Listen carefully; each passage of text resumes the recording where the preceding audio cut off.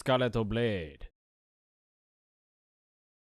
Hello, ladies and gentlemen, and welcome to Silent Night, Memoirs of a Royal Guard, Chapter 29. Griffins.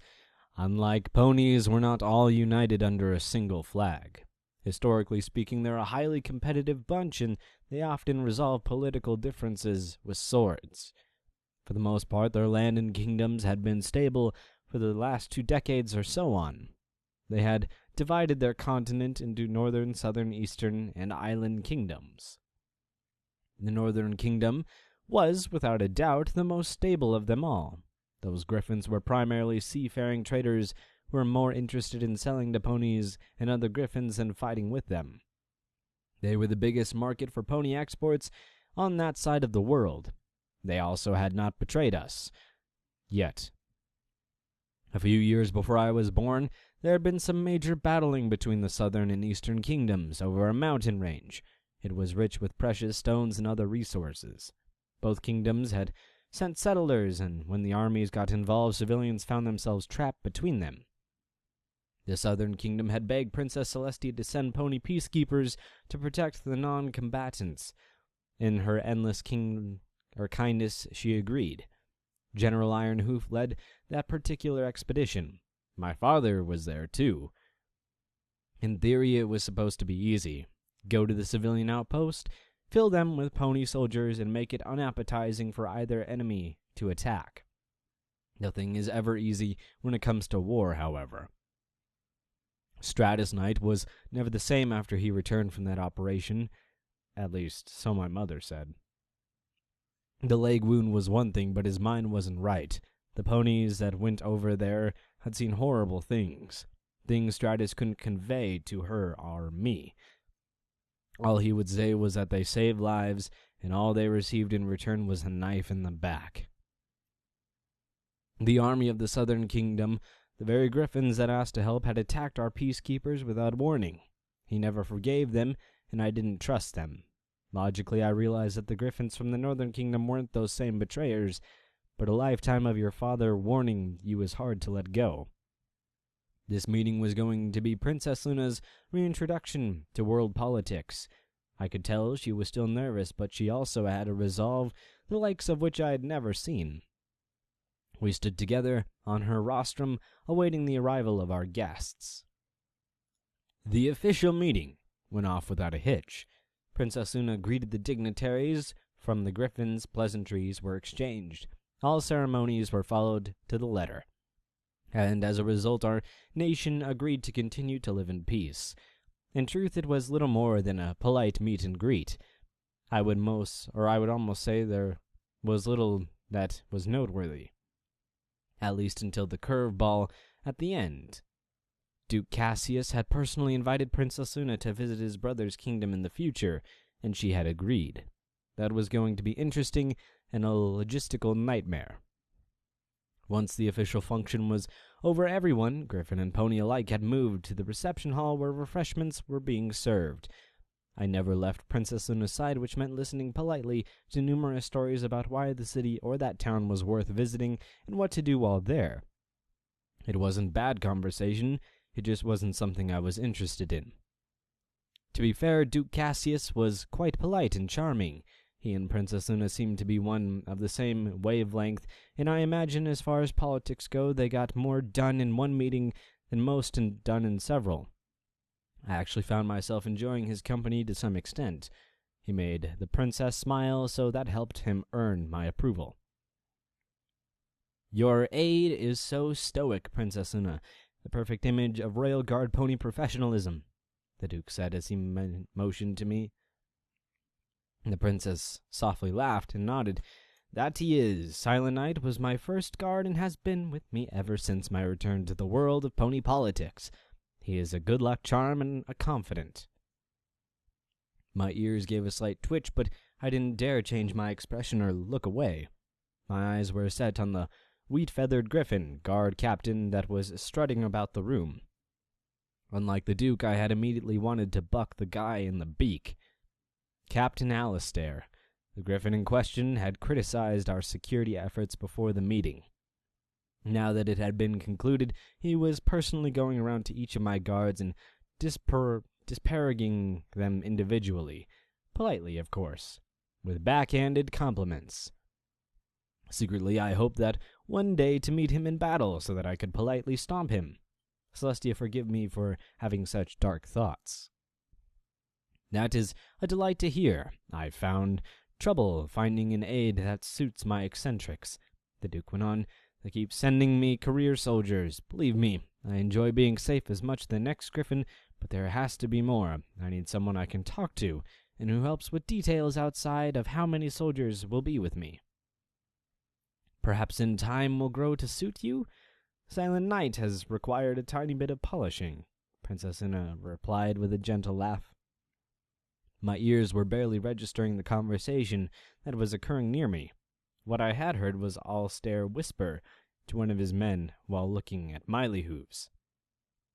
Look at this one. I imagine she is quite the adept warrior when she isn't tripping over her own hooves. I wanted to leave Princess Luna's side to go set that griffin straight, but I had already made that mistake once in my life, so instead I stood there cool, calm, and collected, the perfect aid guard. Maile hooves made me proud and did not react at all. She may have had some bad luck, but she wasn't a bad guard. She was the sort of pony that never gave up, and she didn't offer a hint to notice the rude griffin. I love flowers, especially the pale white ones. Carnations, lilies, and the like. I'm so thrilled to see your wife's flower garden. Is it large? Princess Luna asked decidedly. Duke Cassius shook his head. No, she only has 4 bushes or so, but if you want to see one of the most amazing gardens in the whole world, you simply must see my brother's. He is so enamored with the hobby and tends to it himself. Other than ruling our nation, it is his greatest passion.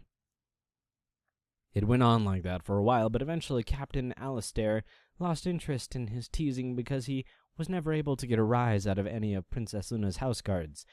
It probably wasn't obvious to anyone in the room, but I was filled with pride. My ponies were professionals, even in the face of outright rudeness.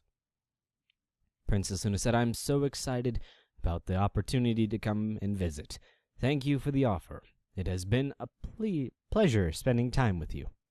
The pleasure has been mine, Princess, and I shall return home and eagerly await your arrival. Perhaps, in the meantime, we should start exchanging letters.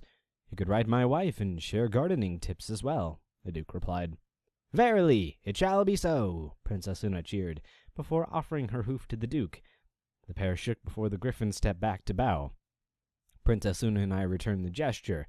I went lower than she did due to my station. Until we meet again, Duke Cassius toned warmly before drawing his entourage close and leaving. At the end of the meeting, after we bid our farewell to the Griffins and every pony was finally able to relax, we had been ushered to the palace banquet hall. Princess Una had set up a surprise party for us. Drinks had been poured, and she lifted hers high. To our first successful negotiation, may we have more. We raised our glasses as a unit. It was good to see the princess feeling confident and happy. She was still trying to find her place in equestrian politics, and it was a good start. And to my house guard, the finest ponies in all of Equestria, she cheered, and we lifted the glass a second time, just a little bit higher. And now, please enjoy this gathering. It is my token of appreciation for such a fine group of royal guards and their commander. All of the ponies stomped their hooves in appreciation before heading over to the buffet to share a meal. The palace staff had been brought in to cater to us, and the phonograph was playing some upbeat but quiet dance music. Did you hear what that nasty fellow said about my name? Why, I doubt he would know style if it slapped him in the beak. It isn't my fault my helmet crushes all the work I put into it. Lavender was saying in mock offense to Shadestar and Iridescence. The 3 laughed softly. Mixer's ears twitched as she heard that and peered in our direction. Who cares what they said? It was the smell that got me. That big silver-feathered one reeked of Celestia knows what. Solarfire replied, dead fish? Spoiled fruit? Black Blade put in. Cog shook his head. No, it was used to diapers, for sure.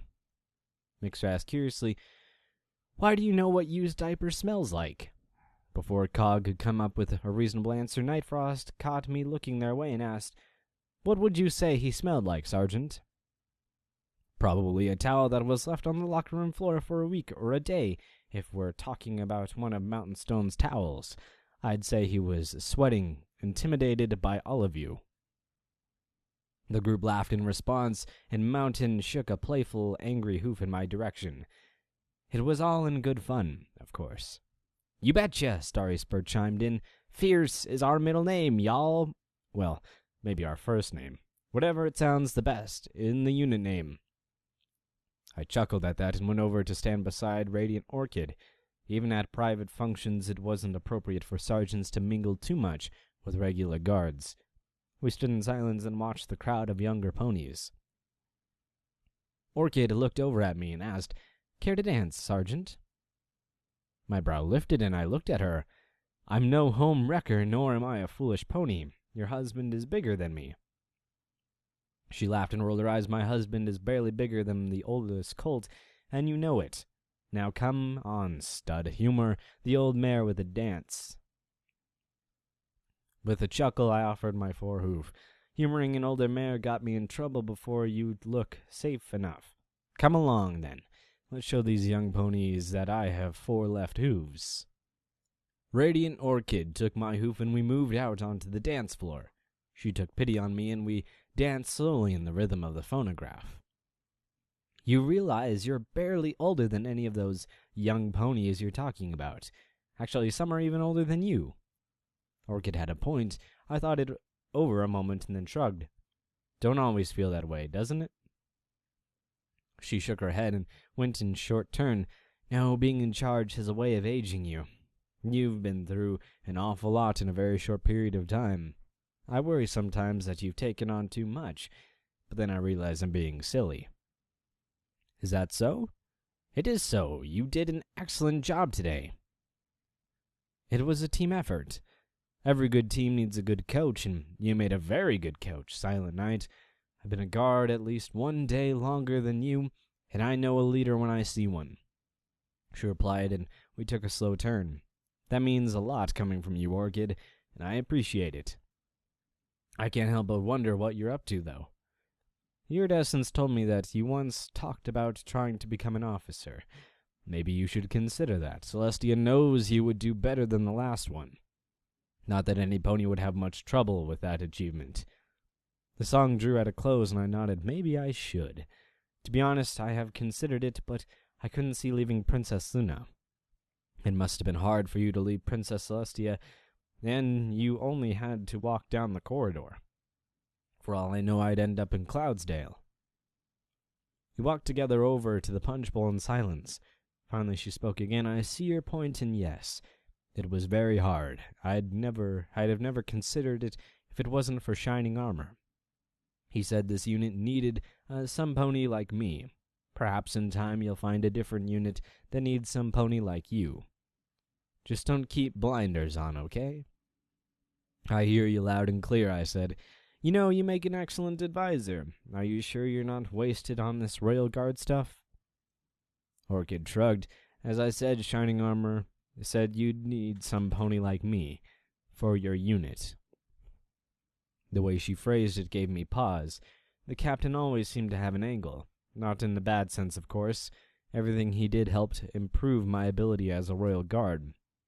This particular revelation would probably require a little thinking over. After another moment, I nodded. I bet he did. "Well then, I hope you guys have had a wunderbar day.